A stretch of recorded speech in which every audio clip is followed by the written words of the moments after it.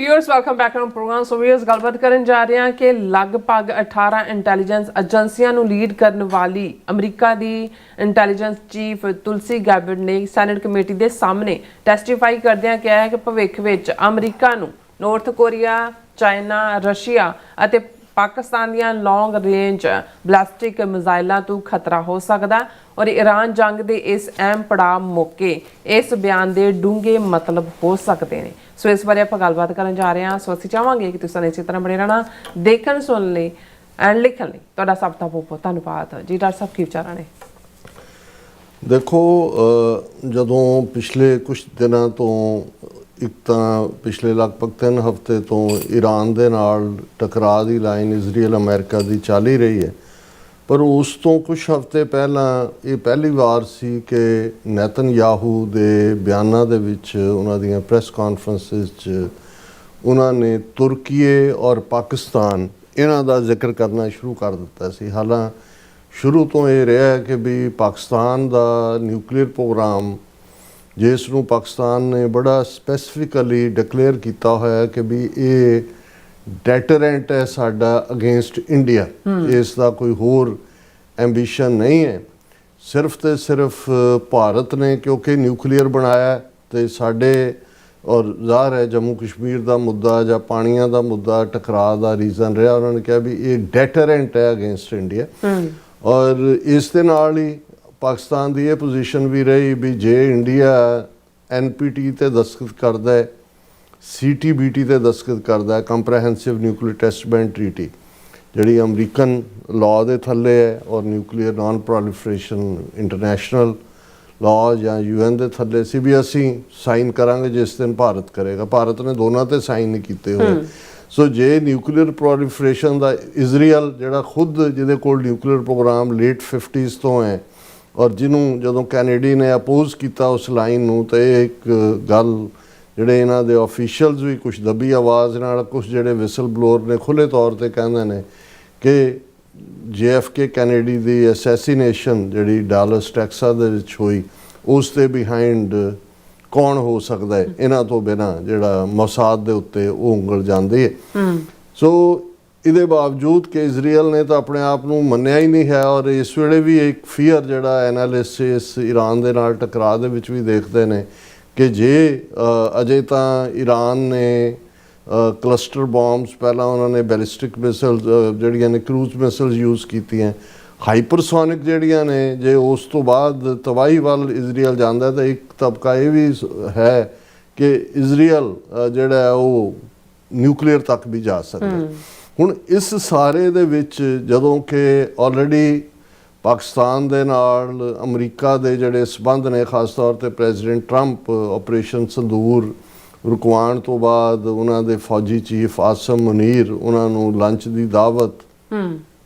Board of peace दे विच पाकिस्तान की शमूलीयत even गज़ा piece plan दे विच भी जड़ी पीस कीपिंग फोर्स दे विच पाकिस्तान की विलिंगनैस उन्होंने ज्वाइन करन दी, इस सब के बावजूद जदों कि हुण इन द थिक ऑफ इस वेले क्राइसिस है अमरीका च सैनेट कमेटी की हीयरिंग के सामने तुलसी गैबर्ड जिहड़ी आलमोस्ट 18 के करीब इंटैलीजेंस एजेंसियां नूं हैड करती है, उन्हां दी टैस्टीमनी दे विच अचानक अमरीका दे होमलैंड हालांकि एक खबर जिहड़ी प्रो इजराइल मीडिया वालों पहलां प्लांट की गई कि जी पॉसीबल है ईरान जिहड़ा वड्डा टावर है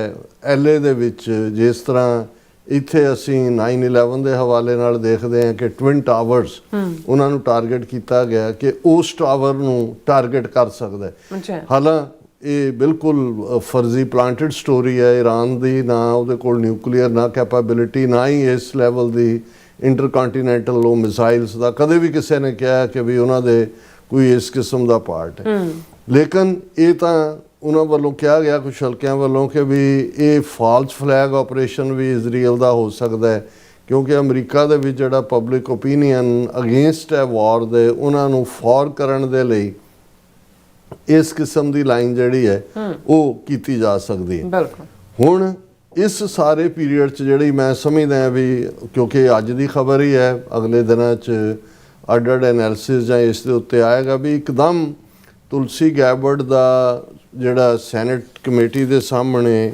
ਟੈਸਟੀਫਾਈ ਕਰਦਿਆਂ ਜੋ ਉਹਨਾਂ ਨੇ ਕਿਹਾ, ਔਰ ਇਹ ਉਹਨਾਂ ਦੀ ਮੇਨ ਖਬਰ ਅੱਜ ਬਹੁਤ ਸਾਰੇ ਮੀਡੀਆ ਦੀ ਕਿ ਵੀ ਪਾਕਿਸਤਾਨ's long range ballistic missiles could potentially target US ਤੁਲਸੀ ਗੈਬਰਡ। ਔਰ ਇਹ ਹੈ ਕਿ ਵੀ ਇਹ US ਇੰਟੈਲੀਜੈਂਸ ਚੀਫ ਦੇ ਨੇ ਜਿਹੜਾ ਹੈ ਉਹ ਸੈਨੇਟ ਇੰਟੈਲੀਜੈਂਸ ਕਮੇਟੀ ਦੇ ਸਾਹਮਣੇ ਟੈਸਟੀਮਨੀ ਦੇ ਦੌਰਾਨ ਜਿਹੜਾ ਉਹਨਾਂ ਨੇ ਕਿਹਾ ਕਿ ਵੀ threats to the US were set to expand collectively from more than 3,000 missiles at present to more than 16,000 missiles by 2035 ਕਿ ਇਸ ਵੇਲੇ ਵੀ 3000 ਦੇ ਕਰੀਬ ਮਿਸਲਸ ਅਵੇਲੇਬਲ ਨੇ ਜਿਹੜੀਆਂ ਅਮਰੀਕਾ ਦੇ ਲਈ ਖਤਰਾ ਨੇ, ਔਰ 2035 ਤੱਕ ਯਾਨੀ ਕਿ ਅਗਲੇ 9 ਸਾਲ ਬਾਅਦ ਜਿਹੜਾ ਇਹ ਗਿਣਤੀ 16,000 ਮਿਸਾਈਲਸ ਜਿਹੜੀਆਂ ਨੇ ਉਹ ਅਮਰੀਕਨ ਧਰਤੀ ਤੇ ਮਾਰ ਕਰਨ ਵਾਲੀਆਂ ਹੋ ਸਕਦੀਆਂ ਨੇ। ਔਰ ਐਗਜ਼ੈਕਟ ਜਿਹੜੇ ਉਹਨਾਂ ਦੇ ਤੁਲਸੀ ਗੈਬਰਡ ਦੇ ਅਲਫਾਜ਼ ਨੇ, ਦਾ US secure nuclear deterrent continues to ensure safety in the homeland against strategic threats ਕਿ ਵੀ ਆਲਰੇਡੀ ਜਿਹੜਾ ਸਾਡਾ ਸਿਕਿਉਰ ਹੈ ਨਿਊਕਲੀਅਰ ਡੈਟਰੈਂਟ, ਇਹ ਸੇਫਟੀ ਹੈ ਸਾਡੇ ਹੋਮਲੈਂਡ ਦੀ। However Russia, China, North Korea, Iran and Pakistan have been researching and developing an array of novel, advanced or traditional missile delivery systems with nuclear and conventional payloads that put our homeland within range। ਹਾਲਾਂਕਿ ਉਹਦੇ ਚ nuclear ਦੇ ਨਾਲ conventional payloads ਦਾ ਜ਼ਿਕਰ ਵੀ ਕੀਤਾ ਹੈ। Iran ਨੂੰ ਤਾਂ ਕਿਉਂਕਿ ਹੁਣ ਜਸਟੀਫਾਈ ਕਰਨਾ ਇਹੀ ਬੀਬੀ ਤੁਲਸੀ ਗੈਬਰਡ ਜਿਹੜੀ ਹੈ ਜਦੋਂ ਡੈਮੋਕ੍ਰੈਟ ਸੀ, ਔਰ ਬੜੇ ਕਲੀਅਰਲੀ ਉਹਨਾਂ ਦੇ ਕਲਿੱਪ ਜਿਹੜੇ ਨੇ ਸੋਸ਼ਲ ਮੀਡੀਆ ਤੇ ਨੇ ਕਿ ਵੀ ਈਰਾਨ ਤੋਂ ਕੋਈ ਥ੍ਰੈਟ ਨਹੀਂ ਹੈ, ਕੋਈ ਨਿਊਕਲੀਅਰ ਨਹੀਂ ਹੈ, ਕੋਈ ਹੈ, ਔਰ ਵੈਸੇ ਵੀ ਇੰਟਰਕੰਟੀਨੈਂਟਲ ਮਿਸਲਸ ਦਾ ਨੇੜੇ ਤੇੜੇ ਵੀ ਨਹੀਂ ਨੇ। ਪਾਕਿਸਤਾਨ ਜਿਹੜਾ ਫਰੈਂਡਲੀ ਔਰ ਹਰ ਲਿਹਾਜ਼ ਨਾਲ ਰਾਦਰ ਕੋਲਡ ਵਾਰ ਪੀਰੀਅਡ 'ਚ ਜਿਹੜਾ ਉਹ ਭਾਵੇਂ ਨੈਟੋ ਦਾ ਹਿੱਸਾ ਤਾਂ ਨਹੀਂ ਸੀ ਬਣ ਸਕਦਾ ਕਿਉਂਕਿ ਅਟਲਾਂਟਿਕ ਦੇ ਜ਼ਦ 'ਚ ਨਹੀਂ ਆਉਂਦਾ, ਲੇਕਿਨ ਬਗਦਾਦ ਪੈਕਟ ਦੇ ਥੱਲੇ ਜਾਂ ਦੂਸਰੇ ਸਾਰੀਆਂ ਹੀ ਅਮਰੀਕਾ ਦੀਆਂ ਜੰਗਾਂ ਦੇ ਵਿੱਚ ਸ਼ਮੂਲੀਅਤ ਕੀਤੀ। ਸਭ ਤੋਂ ਵੱਡਾ ਤਾਂ ਜਿਹੜਾ 1979 'ਚ ਜਦੋਂ ਕਿ ਸੋਵੀਅਤ ਯੂਨੀਅਨ ਨੇ ਅਫਗਾਨਿਸਤਾਨ ਨੂੰ ਆਕੂਪਾਈ ਕੀਤਾ ਤੇ ਪਾਕਿਸਤਾਨ ਔਰ CIA ਔਰ ISI ਉਹਨਾਂ ਦੇ ਜੁਆਇੰਟ ਆਪਰੇਸ਼ਨ ਸੀ, ਔਰ ਇਹ ਅਮਰੀਕਾ ਨੂੰ ਵੀ ਪਤਾ ਹੈ ਵੀ ਪਾਕਿਸਤਾਨ ਦਾ ਜਿਹੜਾ ਨਿਊਕਲੀਅਰ ਪ੍ਰੋਗਰਾਮ ਹੈ ਉਹ ਡੈਟਰੈਂਟ ਹੈ ਅਗੇਂਸਟ ਇੰਡੀਆ, ਆਪਣੇ ਆਪ ਨੂੰ ਸੇਫ ਕਰਨ ਦੇ ਲਈ। ਔਰ ਇਹ ਉਹਨਾਂ ਨੇ ਜਿਹੜਾ ਇਸ ਦੇ ਉੱਤੇ ਜਿਹੜੀ ਇਹ ਸਟੇਟਮੈਂਟ ਦਾ ਆਣ ਹੈ ਉਹਦੇ 'ਚ ਉਹਨਾਂ ਨੇ ਕਿਹਾ ਕਿ ਵੀ ICSS that China and Russia are developing advanced delivery systems meant to be capable of penetrating or bypassing US missile device। ਇਹ ਠੀਕ ਹੈ,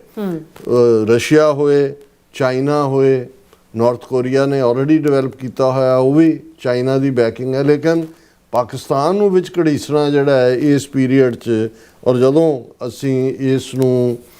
ਨੇਤਨਯਾਹੂ ਦੇ ਬਿਆਨਾਂ ਦੀ ਰੌਸ਼ਨੀ ਦੇ ਵਿੱਚ ਵੀ ਦੇਖਦੇ ਹਾਂ ਕਿ ਜਦੋਂ ਉਹਨਾਂ ਨੇ ਤੁਰਕੀ ਔਰ ਪਾਕਿਸਤਾਨ ਔਰ ਦੂਸਰੇ ਪਾਸੇ ਇੰਡੀਆ ਔਰ ਇਜ਼ਰਾਈਲ, ਮੋਦੀ ਦਾ 48 ਘੰਟੇ ਪਹਿਲਾਂ ਈਰਾਨ ਦੇ ਉੱਤੇ ਹਮਲਾ ਕਰਨ ਤੋਂ ਉੱਥੇ ਜਾਣਾ, ਉਹ ਸਾਰੇ ਪਾਰਟ ਨੂੰ ਕਰਨਾ, ਔਰ ਇਹ ਵੀ ਜੋ ਕੁਛ ਹੁਣ ਪਾਕਿਸਤਾਨ ਔਰ ਅਫਗਾਨਿਸਤਾਨ ਦੇ ਵਿਚਕਾਰ ਚੱਲ ਰਿਹਾ, ਖਾਸ ਤੌਰ 'ਤੇ ਤਹਿਰੀਕੇ ਤਾਲਿਬਾਨ ਵੱਲੋਂ ਰਿਪੀਟਡ ਹਮਲੇ, ਬਲੋਚ ਲਿਬਰੇਸ਼ਨ ਆਰਮੀ ਦੇ ਵੱਲੋਂ, ਔਰ ਉਹਦੇ 'ਚ ਜਿਹੜਾ ਉਹ ਬਿਲਕੁਲ ਇੰਡੀਆ ਔਰ ਇਜ਼ਰਾਈਲ, ਇਹ ਇੰਡੀਆ ਪੈਸਾ ਲਾ ਰਿਹਾ ਉਹਨਾਂ ਦੇ ਉੱਤੇ। ਇਹ ਸਾਰੀਆਂ ਜਿਹੜੀਆਂ ਦਹਿਸ਼ਤਗਰਦ ਤਨਜ਼ੀਮਾਂ ਨੇ ਜਿਨ੍ਹਾਂ ਨੂੰ ਹੁਣ ਅਫਗਾਨਿਸਤਾਨ ਦਾ ਜਿਹੜਾ ਤਾਲਿਬਾਨ ਰਜੀਮ ਹੈ ਉਹ ਸ਼ੈਲਟਰ ਦੇ ਰਿਹਾ, ਪੈਸਾ ਇੰਡੀਆ ਦਾ ਹੈ, ਟੈਕਨੀਕਲ ਜਿਹੜੀ ਐਕਸਪਰਟੀਜ਼ ਹੈ ਉਹ ਇਜ਼ਰਾਈਲ ਦੀ ਹੈ, ਔਰ ਬਰਾਬਰ ਔਰ ਪਾਕਿਸਤਾਨ ਨੇ ਵੀ ਮੂੰਹ ਤੋੜ ਜਵਾਬ ਦਿੱਤਾ ਹੈ। ਹਾਲਾਂਕਿ ਕੁਛ ਇਸਲਾਮਿਕ ਦੋਸਤਾਨਾ ਮੁਲਕਾਂ ਦੇ ਕਹਿਣ ਦੇ ਉੱਤੇ ਪਾਕਿਸਤਾਨ ਨੇ ਜਿਹੜਾ ਈਦ ਦੇ ਮੌਕੇ ਦੇ ਉੱਤੇ ਪੌਜ਼ ਕੀਤਾ ਇਨ ਹੌਸਟਿਲਿਟੀਜ਼, ਲੇਕਿਨ ਇਹ ਸਾਰੇ ਦੇ ਚੱਲਦੇ ਆ ਪਾਕਿਸਤਾਨ ਨੂੰ ਇਸ ਅਮਰੀਕਾ ਦੇ ਲਈ ਡੇਂਜਰ ਦੱਸਣਾ, ਇਹ ਜਿਹੜੇ ਨੇ ਇਹਦੇ ਡੂੰਘੇ ਮਤਲਬ ਨੇ। ਔਰ ਇਹ ਜਿਹੜੇ ਫਰਦਰ ਨੇਤਨਯਾਹੂ ਦੇ ਜਾਂ ਦੂਸਰੇ ਇਰਾਦਿਆਂ ਨੂੰ ਸਮਝਦੇ ਨੇ ਕਿ ਭਾਈ ਇਸ ਤੋਂ ਬਾਅਦ ਜਿਵੇਂ ਉਹਨੇ ਤੁਰਕੀਏ ਨੂੰ ਵੀ, ਔਰ ਪਿਛਲੇ ਦਿਨਾਂ 'ਚ ਨੇਤਨਯਾਹੂ ਨੇ ਕਿਹਾ ਸੀ ਕਿ ਕੋਈ ਫਰਕ ਨਹੀਂ ਪੈਂਦਾ ਕਿ ਦਹਿਸ਼ਤਗਰਦੀ ਸ਼ੀਆਂ ਦੀ ਹੈ ਕਿ ਸੁੰਨੀਆਂ ਦੀ ਹੈ। ਸੋ ਮਤਲਬ ਇਹ ਸੀ ਕਿ ਵੀ ਇੱਕ ਪਾਸੇ ਤਾਂ ਈਰਾਨ ਨੂੰ ਡੇਂਜਰ ਦੱਸਦੇ ਹੀ ਰਹੇ, ਹੁਣ ਜਦੋਂ ਸਾਊਦੀ ਅਰੇਬੀਆ ਜਾਂ ਤੁਰਕੀ ਹੈ ਜਾਂ ਪਾਕਿਸਤਾਨ ਦੀ ਕਲੋਜ਼ਨੈਸ ਦੀ ਗੱਲ ਆਈ, ਜਿਹੜੇ ਕਿ ਜ਼ਾਹਰ ਹੈ ਸੁੰਨੀ ਇਸਲਾਮ 'ਚ ਯਕੀਨ ਮੈਜੋਰਿਟੀ ਉਹਨਾਂ 'ਚ ਨੇ, ਤੇ ਉਹਨੂੰ ਵੀ ਖਤਰਾ ਦੱਸਿਆ ਹੈ। ਔਰ ਇਹ ਜਿਹੜਾ ਹੈ, ਆਪਣੇ ਆਪ ਦੇ ਵਿੱਚ ਕੋਈ ਬਹੁਤਾ ਪਾਕਿਸਤਾਨ ਦੇ ਨੁਕਤਾ ਨਿਗਾਹ ਤੋਂ ਕੋਈ ਇਹ ਠੀਕ ਗੱਲ ਨਹੀਂ ਹੈ। ਜੀ ਰਾਸਾ ਤੁਹਾਡਾ ਬਹੁਤ ਬਹੁਤ ਸ਼ੁਕਰੀਆ। ਸਾਥ ਲੈਣ ਬ੍ਰੇਕ ਵਿਊਅਰਸ ਤੁਸੀਂ ਇਸੇ ਤਰ੍ਹਾਂ ਬੜੇ ਰਹਿਣਾ, ਮਿਲਦੇ ਹਾਂ ਛੋਟੇ ਜਿਹੇ ਵਕਫੇ ਤੋਂ ਬਾਅਦ।